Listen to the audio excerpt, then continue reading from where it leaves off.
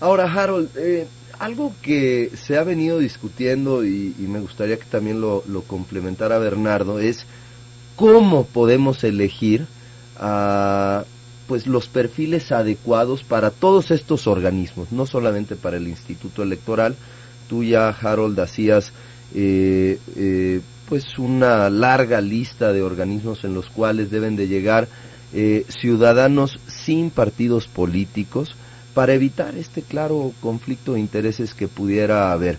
Pero ¿cómo podemos establecer mecanismos adecuados para que los partidos políticos no sigan controlando a los mismos? ¿Qué proponen tanto Harold Dutton como Bernardo Jaén? Harold. Ya, bueno, se necesita un sistema de contrapesos, ¿no? Entonces, ¿qué hay que hacer? Hay que buscar y ver las buenas prácticas, ¿no? Entonces, yo creo que la primera buena práctica que hemos visto que está funcionando un poco mejor es el ITEI, en cuanto a que tenga que haber un examen de evaluación que sea vinculatorio. Bueno, hasta este momento, ¿no? Antes no sucedía así. Claro, pero nada más es en un solo organismo. Si te fijas, ni para la Comisión Estatal de Derechos Humanos, ni para el Instituto, ni para el Procurador de Desarrollo Urbano, ni para el Consejo de la Judicatura, ni para el Instituto de Justicia Alternativa se hace examen. Nada más hay dos casos, ITEI y Auditor Superior. A ver, esta parte me parece fundamental. En los exámenes que se realizaron para los consejeros y el presidente del Instituto Electoral y de Participación Ciudadana para el conocimiento del auditorio, estos exámenes de este comité de evaluación no eran vinculantes. ¿Qué quiere decir? Que independientemente de la calificación que sacaran los candidatos, fuera la mejor o la peor, pues no incidía en lo absoluto en la decisión final que tomarían los diputados. En el caso de la presidencia del ITEI sí lo es. Sí. Todo aquel aspirante a la presidencia del Instituto de Transparencia que no obtenga, o que no obtuvo, mejor se ha dicho, porque el examen fue el día de ayer, mínimo el 80% de la calificación total, no puede aspirar a la presidencia del organismo. En el Instituto Electoral, bueno, pues vimos perfiles que obtuvieron las peores calificaciones, o alguna de las peores, en el caso de una de las consejeras electorales, y no obstante, en este caso fue una cuota del Partido Acción Nacional. No nada más eso. Si dijéramos quiénes sacaron menos de 80, creo que hay 3 consejeros actuales que no llegaban al mínimo. O sea, que ya de entrada hubieran estado descalificados, ¿no? Entre ellos creo que hay un consejero que viene repitiendo, ¿no? Entonces yo creo que esa sería una buena práctica. La otra buena práctica sería definitivamente, miren, en todo se permite la reelección, ¿no? Y yo creo que ese también puede ser un problema, ¿no? Esta idea de que queríamos tener buenos perfiles, y ahora están repitiendo, por ejemplo, en el actual consejo están repitiendo 4 de los que ya estaban. Creo que está viciando los procesos, ¿no? Un ejemplo muy claro sería, por ejemplo, con la Comisión Estatal de Derechos Humanos, ¿no? Donde hacen una pretendida convocatoria y la hacen con meses de anticipación, ¿ok?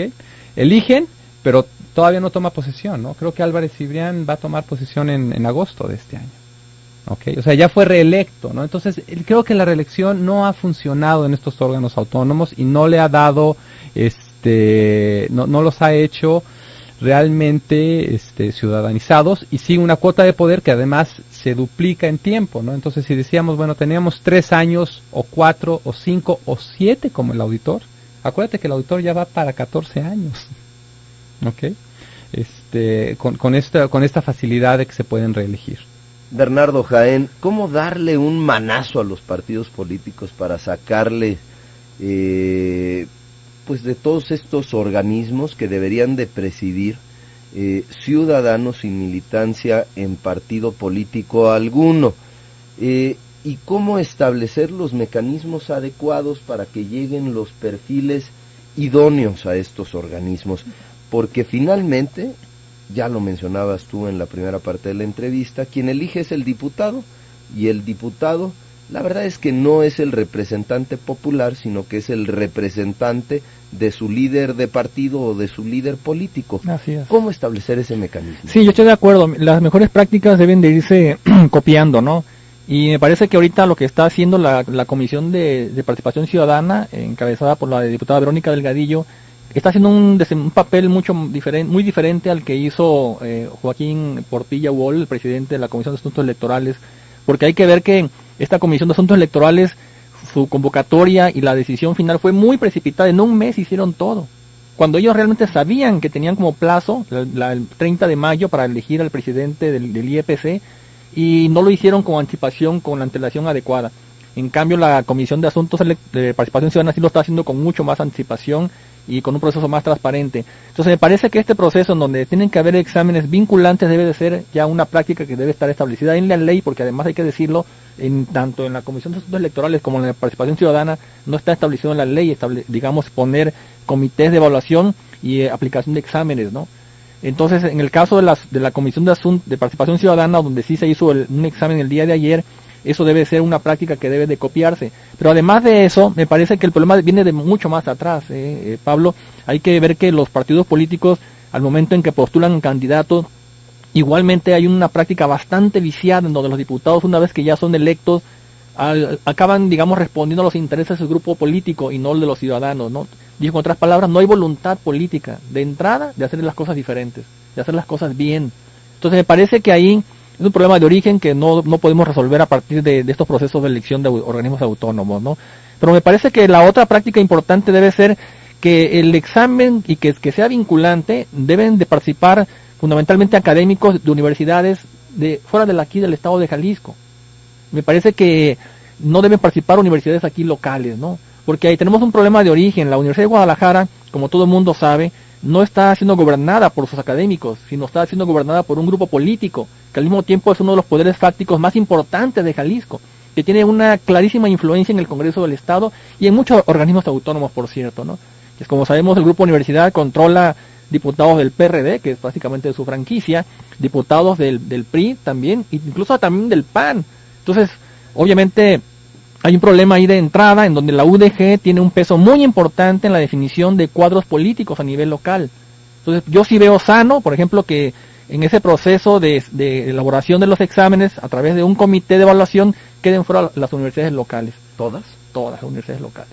También ¿verdad? El ITESO, también sí, la Universidad Panamericana. Sí. Para evitar cualquier tipo de suspicacias, hay académicos reconocidos en otras partes del país, fundamentalmente en el DF, que pueden elaborar bien los exámenes.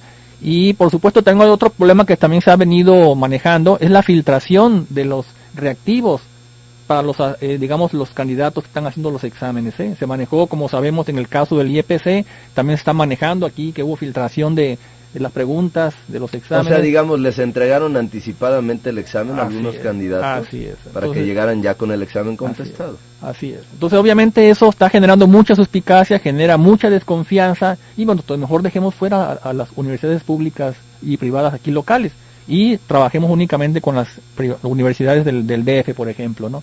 Entonces, esa parte me parece muy importante.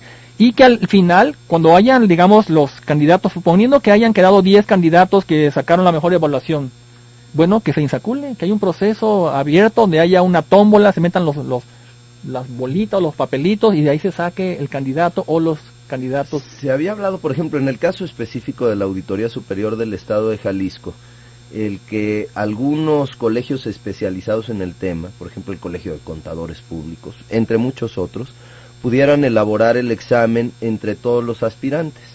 Y por ejemplo, los 5 mejores perfiles se presentaran como una propuesta a los señores diputados para que los diputados que tienen la facultad legal de elegir a los presidentes del organismo, bueno, continuaran con la misma, pero ya después de un filtro muy adecuado de organismos especializados en el tema, de evaluaciones, no solamente de conocimiento, sino de perfiles, de experiencia y demás, y de esta forma poder tener un proceso mucho más limpio. Pero la cuestión es que ahora todo queda en las buenas intenciones, nada está en ley. Sí, eso es lo fundamental, tiene que quedar en ley, ¿no? Te digo, los únicos que lo tienen es el ITEI y para el auditor. Mira, esta cuestión de que si deben ser todas las universidades, de que si deben ser locales o no, yo creo que no necesariamente, creo que el señalar que una sola universidad tuviera tanto poder para controlar a todas las demás, no me parece que las otras universidades, por ejemplo un ITES o un UP, un TEC de Monterrey dijera, pues vamos a hacer lo que dice la Universidad de Guadalajara. Yo creo que puede haber diferentes modelos ahí. Por ejemplo, lo que se hizo otra vez para el ITEI ahorita, de haber invitado a universidades foráneas, fue bueno. Luego ya hubo ahí una polémica por un tribunal que permitió la entrada de las locales. Pero el caso es tener ese balance, ¿no? No le puedes dejar. Creo que sí sería malo que se lo dejaran a una sola universidad, ¿no? Entonces, los procesos tienen que ser más plurales y más transparentes.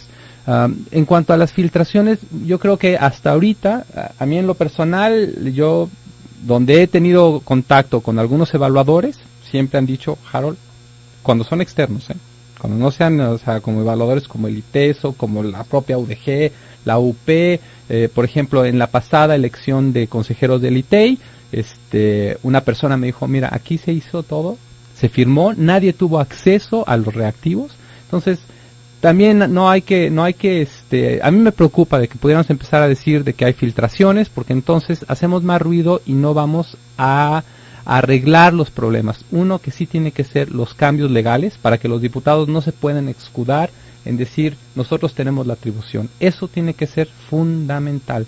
Y también que esté obligados a que tengan este apoyo de gente de fuera, ¿no? ¿Cómo te fue a ti en el examen, Harold? ¿Qué calificación obtuviste? Yo saqué 32 puntos. ¿De cuántos? ¿De 40? De 40. Estaba ahí entre los 10 primeros. ¿Tú, Bernardo? 22 puntos, algo así. 22 de 40.